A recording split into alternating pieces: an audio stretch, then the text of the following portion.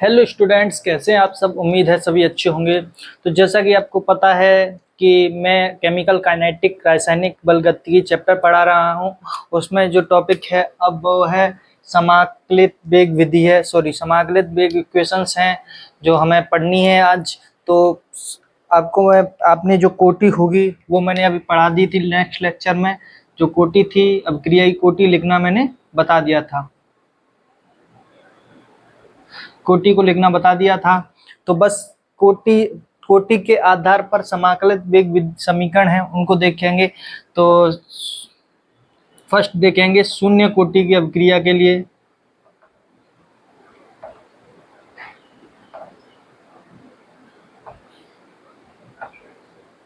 शून्य कोटि की अभिक्रिया के लिए दूसरा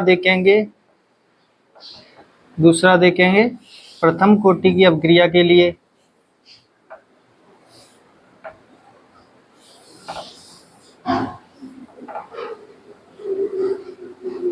और थर्ड देखेंगे द्वितीय कोटि की अभिक्रिया के लिए।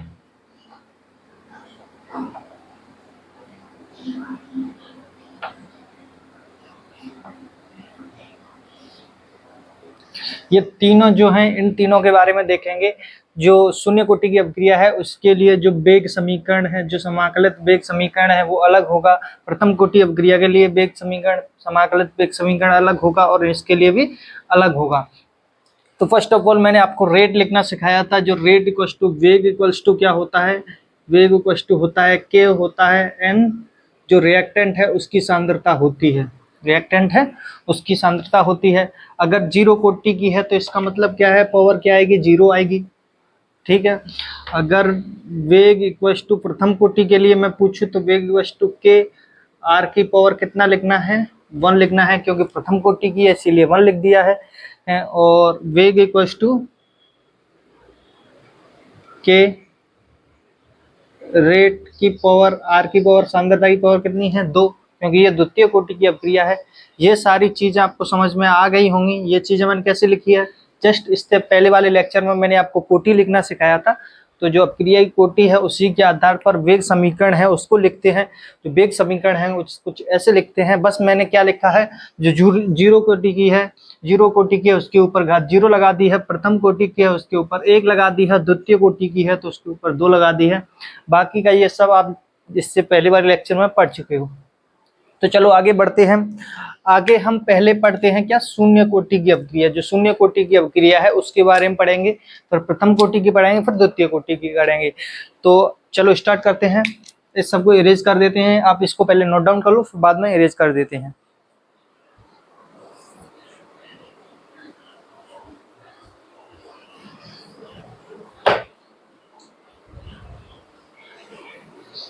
इरेज कर देते हैं हम।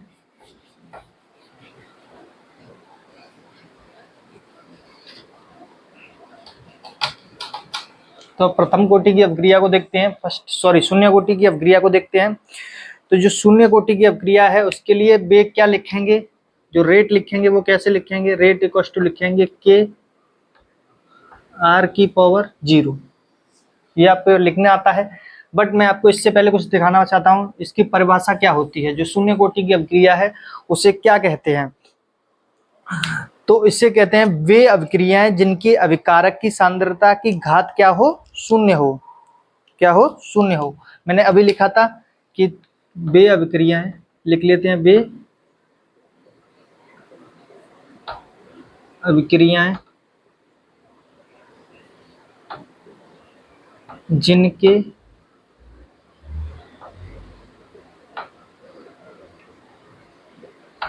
अभिकारक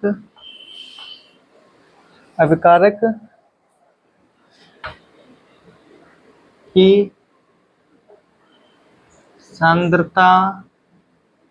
सांद्रताओं की घात शून्य होती है उससे शून्य कोटि की अभिक्रिया कहते हैं। शून्य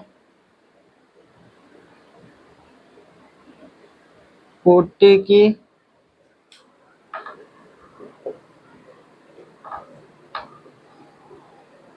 अभिक्रिया कहते हैं। ये चीज आपको समझ में आ गई होगी कि शून्य कोटि की अभिक्रिया कैसे कहते हैं। वे अभिक्रियाएं जिनके अभिकारक की सांद्रताओं के ऊपर जो घात होती है वो शून्य होती है, उसे ही हम शून्य कोटि की अभिक्रिया कहते हैं। तो ये चीज आपको समझ में आ गई होगी डेफिनेशन। तो सिंपली हम देखते हैं कि अब क्या करना है। इसमें हम क्या निकालेंगे, इक्वेशन निकाल देंगे। जो समाकलित वेग समीकरण है उसको निकालते हैं। समाकलित वेग समीकरण निकालेंगे।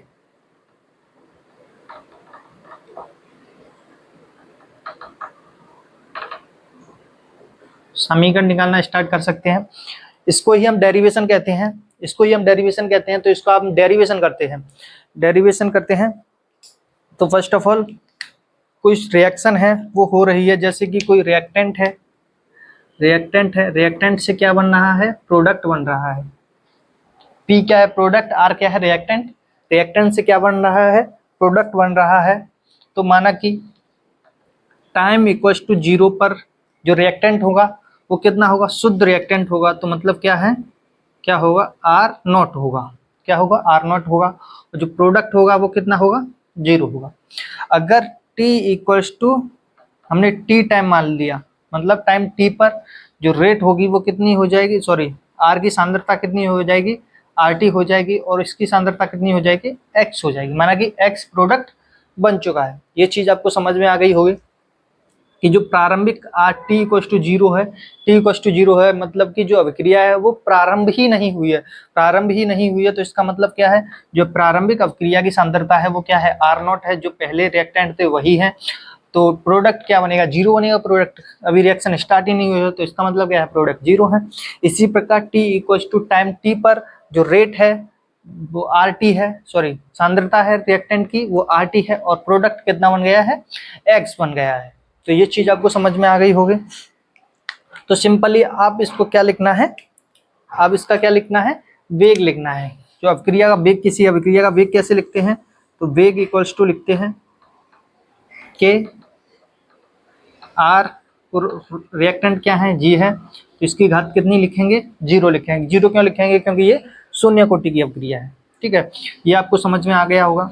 तो मैंने आपको एक औसत वेग लिखना सिखाया था, एक वेग लिखना सिखाया था। उसको वेग को कैसे लिखते हैं, अगर किसी अभिक्रिया का वेग लिखते हैं तो वो कैसे लिखते हैं, वेग equals to minus D reactant R upon D T, सिखाया था ना मैंने। और सिंपली ये भी है, तो जो वेग है उसके इक्वल्स टू के बराबर कर देते हैं, इन दोनों को एक दूसरे के बराबर कर देते हैं। तो D R upon D T equals to K R naught. ये आपको समझ में आ गया होगा। तो ये आपको समझ में आ गया होगा, वीडियो रुक गई थी इसीलिए थोड़ा डिस्टर्शन हुआ है। तो ये आपको समझ में आ गया था। अब इससे आगे बढ़ते हैं। अगर dt है, dt का गुणा उधर कर दें और R0 का गुणा इधर कर दें, समझ में आ गया। dt का गुणा उधर कर दें, R0 का गुणा इधर कर दें, तो minus D R equals to K upon में क्या होगा, R0 होगा, और ये क्या होगा, डी टी होगा। समझ में आ गया। सिंपली क्या है, जो dt है इसका गुणा उधर कर दिया है, जो R0 है इसका गुणा इधर कर दिया है। जो गुणा में थी वो भाग में पहुंच गई, और जो भाग में थी वो गुणा में पहुंच गई। ये चीज समझ में आ गई होगी आपके। तो सिंपली जो R0 होता है, R0 का मान क्या होता है, अगर किसी अभी मतलब सॉरी, अगर किसी संख्या या किसी भी चीज पर अगर घात 0 है तो उसका मतलब क्या है, उसका मान क्या है, 1 है। तो सिंपली इसे लिख देते हैं, तो D R is equals to, ये माइनस है, अगर माइनस का मल्टीप्लाई करेंगे तो ये प्लस का हो जाएगा, ये माइनस का हो जाएगा, तो माइनस के डी टी। ये जो इक्वेशन है इसे नाम देते हैं फर्स्ट इक्वेशन नाम दे दिए। ये आपको समझ में आ गया होगा कैसे आई है।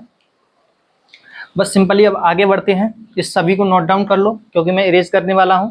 इन सभी को नोट डाउन कर लो।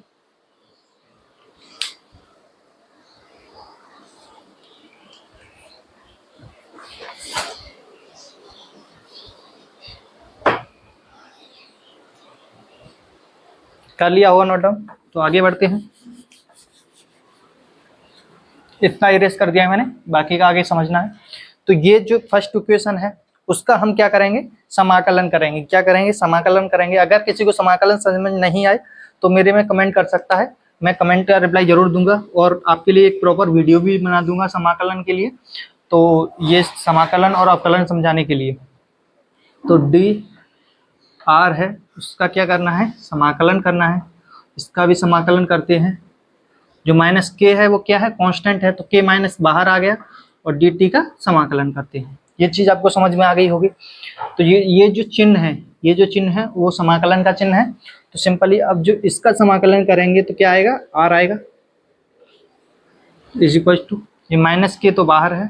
अगर डी टी का समाकलन करेंगे तो टी बाहर आएगी, एक कांस्टेंट आता है जिसे सी कहते हैं, जैसे कहते हैं समाकलन कांस्टेंट। जो सी क्या है वो है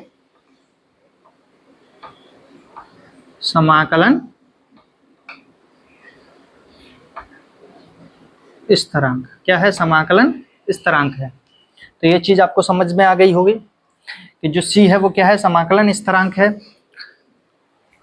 तो आगे बढ़ते हैं। अगर मैंने क्या बताया था, अभी जो बताया था कि अगर जो आर है वो टाइम जीरो पर, मतलब टाइम अगर जीरो है, अगर रिएक्शन स्टार्ट नहीं हुई है, तो उस पर आर का मान क्या था, जो रिएक्टेंट थे वो कितने थे, आर नॉट थे। तो सिंपली जो टी इक्वल टू जीरो था, तो क्या था,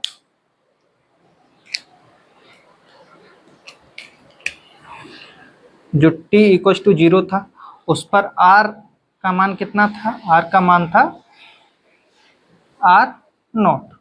ये आपको समझ में आ गया होगा, सिंपली मान रखना है। तो आर का मान कितना हो गया, आर नॉट हो गया इज इक्वल टू, सॉरी,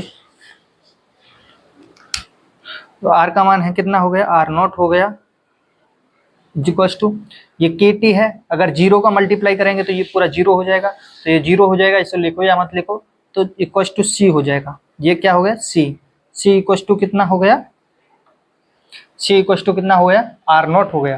तो ये चीज आपको समझ में आ गई होगी। तो इसको हमने समीकरण 2 नाम दे दिया। क्या दे दिया, समीकरण 2, समीकरण 2 नाम दे दिया है। तो सिंपली जो समीकरण 2 है उसका मान इस समीकरण में रख देंगे। जो ये समीकरण है फर्स्ट वाला, सॉरी फर्स्ट जो नीचे है, इस समीकरण में हम ना इसका मान रख देंगे। तो सिंपली मान को रखते हैं। तो R is equal to minus K T plus C की जगह क्या लिखना है, आर नॉट लिखना है, आर नॉट लिखना है। तो ये समझ में आ गया होगा। अब सिंपली ये जो इक्वेशन है, ये जो इक्वेशन है वही क्या है, समाकलित वेग इक्वेशन है। क्या है, समाकलित वेग इक्वेशन है। इसके आधार पर एक और इक्वेशन निकलेगी। उससे पहले ये जो समाकलित वेग इक्वेशन है उसका हम क्या देख लेते हैं, ग्राफ देख लेते हैं। क्या देख लेते हैं, ग्राफ देख लेते हैं कि जो ये इक्वेशन है उसका ग्राफ कैसे बनेगा।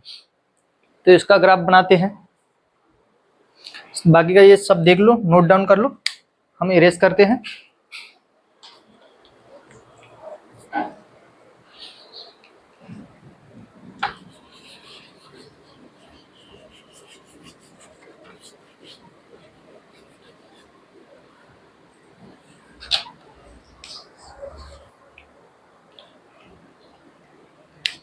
ग्राफ बनाते हैं हम। ये वाई अक्ष है, ये एक्स अक्ष है, और एक्स अक्ष पे हमने क्या ले लिया है, टाइम ले लिया है। टाइम मतलब समय ले लिया है, टाइम ले लिया है। जो वाई अक्ष है उस पे हमने क्या ले लिया है, सांद्रता ले ली है आर की। ये आपको समझ में आ गया होगा। तो सिंपली इसको आप देखकर क्या मान सकते हो, ये जो इक्वेशन है, ये इक्वेशन है, आपको सरल रेखा का समीकरण इक्वेशन पता होगा। अगर किसी ग्राफ सरल रेखा प्राप्त हो रही है उसका इक्वेशन क्या होता है, उसका इक्वेशन होता है y बराबर mx प्लस सी। ये इक्वेशन पढ़ा होगा, ये इक्वेशन सरल रेखा की इक्वेशन होती है। तो इसमें सिर्फ ओनली क्या है, ये इक्वेशन और ये इक्वेशन सेम नजर आ रही है आपको। तो इसमें और इसमें अंतर क्या है, यहाँ पर एक माइनस का चिन्ह है, यहाँ पर क्या है, माइनस का चिन्ह है। इसका मतलब क्या है, जो समीकरण तो वेग इक्वेशन, सॉरी ये समीकरण तो क्या है, सरल रेखा का है, बट यहाँ पर माइनस लगा है तो इसका मतलब क्या है, ये घटते हुए सरल रेखा का है। तो मतलब क्या है, इसमें हम डिनोट करते हैं, यहाँ पर माना क्या है, आर नॉट है, ये जो बिंदु है वहां पे आर नॉट है, तो यहाँ से कम होता हुआ जाएगा, यहाँ से कम होता हुआ जाएगा, और ये जो ग्राफ है, ये जो ग्राफ है वो इस वाले समीकरण के द्वारा बनाया गया है। तो ये समीकरण, ये ग्राफ आपको समझ में आ गया होगा, ये ग्राफ कैसे बना है। बाकी का ये इक्वेशन आप याद रखना है, ये इक्वेशन वेरी वेरी इंपॉर्टेंट है, तो इसको याद रखना है, ठीक है। इससे हमने ग्राफ बना लिया है। तो अगर आपसे कोई पूछे इसमें ढाल, ढाल मतलब कि स्लोप,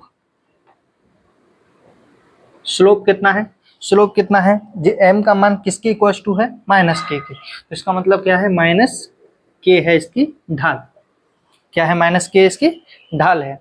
और जो c है, c है क्या है, c होता है अत्य अंतर, क्या होता है, c होता है अत्य, क्या होता है, अत्यखंड, क्या होता है, अंतःखंड, सॉरी अत्यखंड नहीं, अंतःखंड, क्या होता है, अंतःखंड, क्या होता है, अंतःखंड। सी है वो क्या है, सी क्या है इसमें, आर नॉट, क्या है, आर नॉट। तो ये दोनों चीजें आपको समझ में आ गई हो, ये दोनों चीजें आपको क्वेश्चंस में के थ्रू पूछा जाता है, 1 मार्क के क्वेश्चन में ये आपके क्वेश्चन जरूर आते हैं, तो इस चीज को याद रखना। बाकी का आपको सारा चीज समझ में आ गई होगी। फर्स्ट ये समीकरण याद रखना है आपको, और ये आपको डेरिवेशन तो समझ में आ ही गई होगी, और इस समीकरण से ये जो ग्राफ है वो कैसे निकला है वो भी समझ में आ गया होगा। अब इससे आगे बढ़ते हैं, इस समीकरण से एक और समीकरण निकालेंगे, उसको देखते हैं, जो आप सभी को याद है, जो आपको सभी को पता है, उस इक्वेशन को निकालेंगे। तो चलो आगे बढ़ते हैं, इस सब को देख लो, नोट डाउन कर लो, फिर मैं इरेज करता हूं।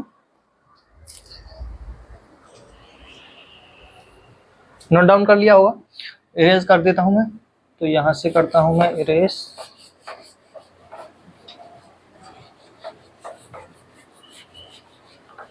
आज मेरा डस्टर भी खो गया है, इसलिए हाथ से ही मिटाना पड़ रहा है, बट आपको कोई चिंता लेने की जरूरत नहीं है, मैं अच्छे से ही समझाऊंगा। डस्टर हमारा ही पढ़ने को नहीं रोक सकता है। तो ये चीज आपको समझ में आ गई होगी। तो सिंपली अब आपके क्या देखना है, जो इक्वेशन थी उसको लिख लेते हैं, क्या थी, आर थी इज इक्वल्स टू, क्या थी मैं तो भूल ही गया, minus K T plus R naught T, ये इक्वेशन थी। इस इक्वेशन को हमने फिर से लिख लिया है। अब इसमें सिंपली हमें किसका मान निकालना है, के का मान निकालना है, किसका मान निकालना है, के का मान निकालना है। तो ये जो आर नोट है इसे इधर पहुंचा देते हैं, तो minus K T is equals to R, ये प्लस की थी तो किसकी हो जाएगी, माइनस की हो जाएगी, आर नॉट। समझ में आ गया हो। अब जो टी है उसे अपॉन में पहुंचा देते हैं, माइनस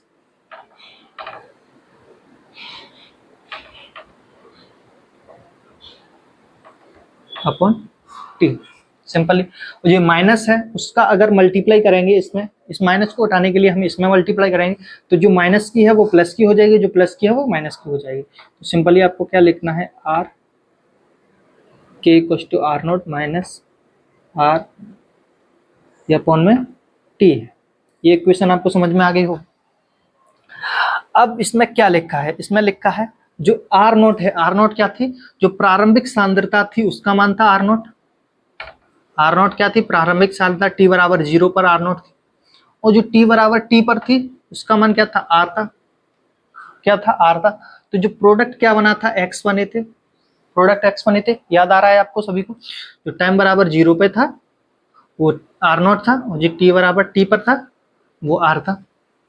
तो अगर मैं इसमें से आर को घटा दूं, इसको घटा दूं, जो x बन गया है इसको घटा दूं, तो जो मान क्या आएगा, वो मान क्या आएगा, मान होगा x, क्या होगा, x होगा, क्या आएगा, मान x, क्योंकि इसमें से r बन गए हैं, r क्या बन गए हैं, प्रोडक्ट x बन गए हैं, और x बन गए हैं, इसको घटा दूं मैं तो इसमें से क्या बचेगा, x ही बचेगा, x होगा। तो सिंपली जो इसका मान है इसका मान है उसे यहाँ पे लिख देते हैं। तो जो k equals to X upon T है, ये इक्वेशन सभी को याद होगी, ये इक्वेशन सभी को याद होगी। कितना इक्वेशन बचा? Third equation.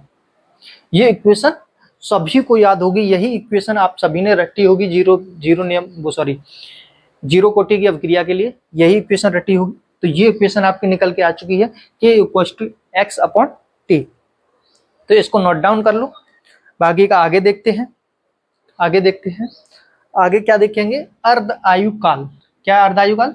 मतलब कि हाफ लाइफ टाइम पीरियड, मतलब हाफ लाइफ टाइम देखेंगे, मतलब अर्ध आयु काल देखेंगे। तो अर्ध आयु काल क्या होती है उसे समझेंगे, फिर इसे देखेंगे। इसको नोट डाउन कर लिया हो, तो आगे बढ़ते हैं।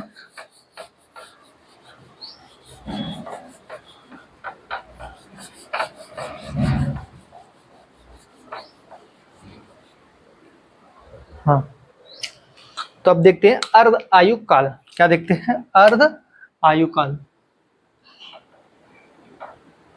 अर्ध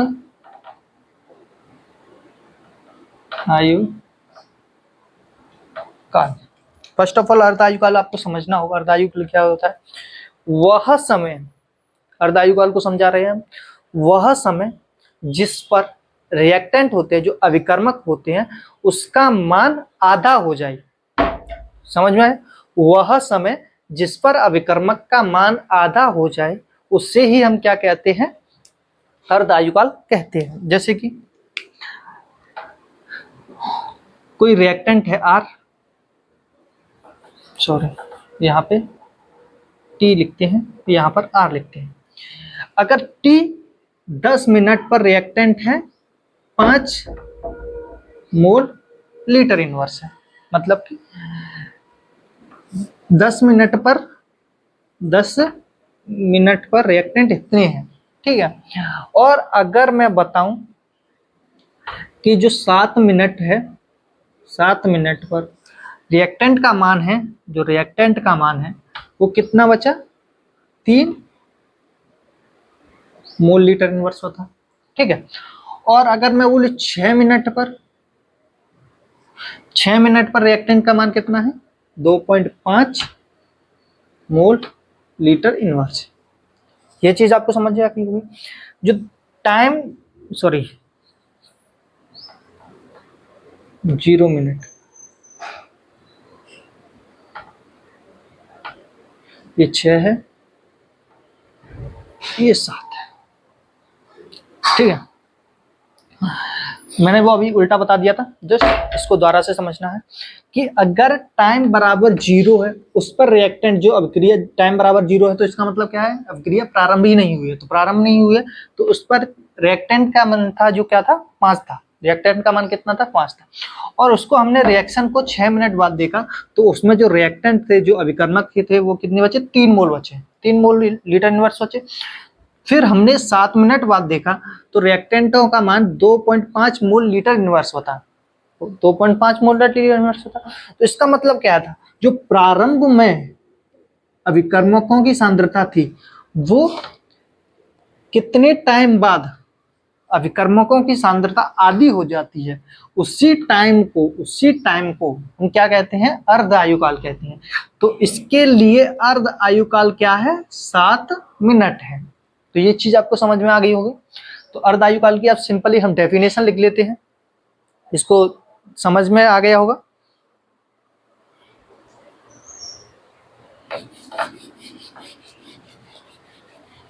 तो लिखते हैं, किसी अभिक्रिया के लिए, किसी अभिक्रिया के लिए प्रारंभिक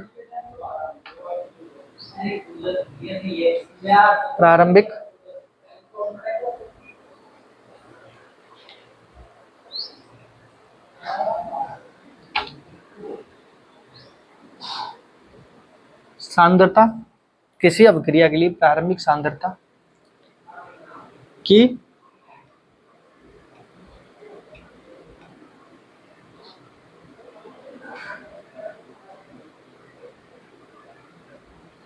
आधी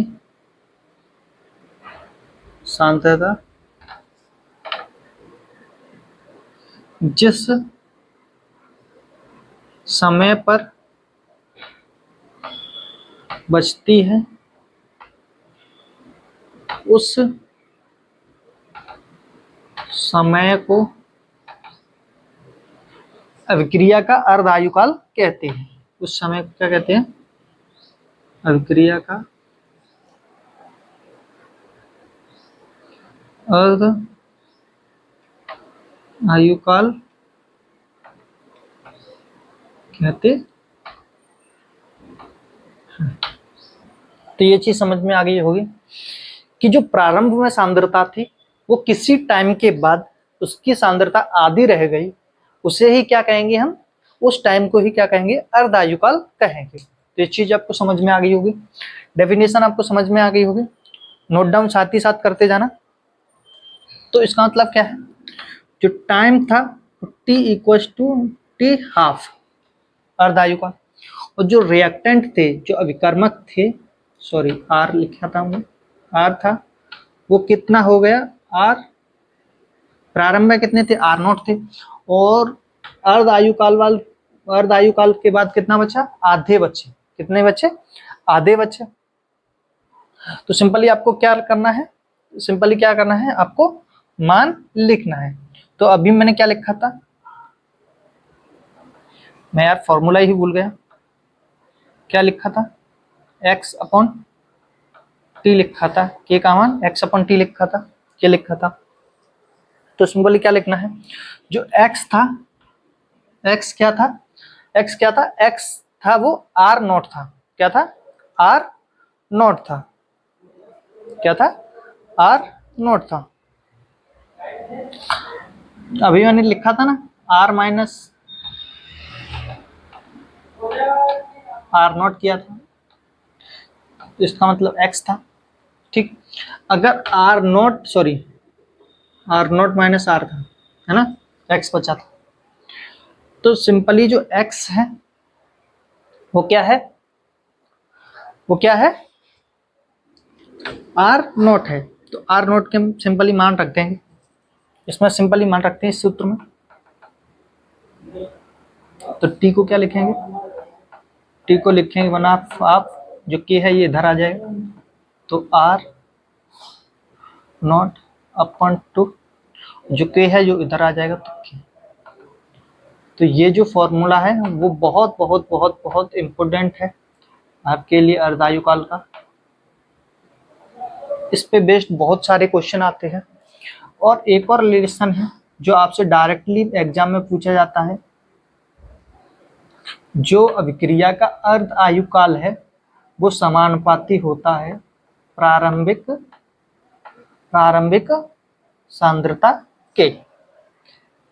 सांद्रता के समानुपाती होता है। तो ये लाइन भी आप लिख लेना। क्या लिखना है? जो अर्ध आयुकाल होता है वो अभिक्रिया की प्रारंभिक सांद्रता के समानुपाती होता है। तो ये लाइन आप लिख लेना। बाकी का आपको अर्ध शून्य कोटि की सारी चीजें समझ में आ गई होंगी, जिसमें हमने दो सूत्र देखे, डेरिवेशन हमने पूरी देख ली, ग्राफ को हमने समझ लिया कि ग्राफ कैसे बनता है, और उसके बाद हमने अर्ध आयुकाल भी देख लिया कि अर्ध आयुकाल क्या होता है। तो ये चीजें आपको सारी समझ में आ गई होंगी। तो इससे नेक्स्ट वाले लेक्चर में हम पढ़ेंगे प्रथम कोटि की अभिक्रिया, उसके नेक्स्ट वाले में पढ़ेंगे हम द्वितीय कोटि की अभिक्रिया। तो हमारे चैनल को सब्सक्राइब कर लें और बेल आइकन को दबा लें। तो थैंक यू एवरीवन।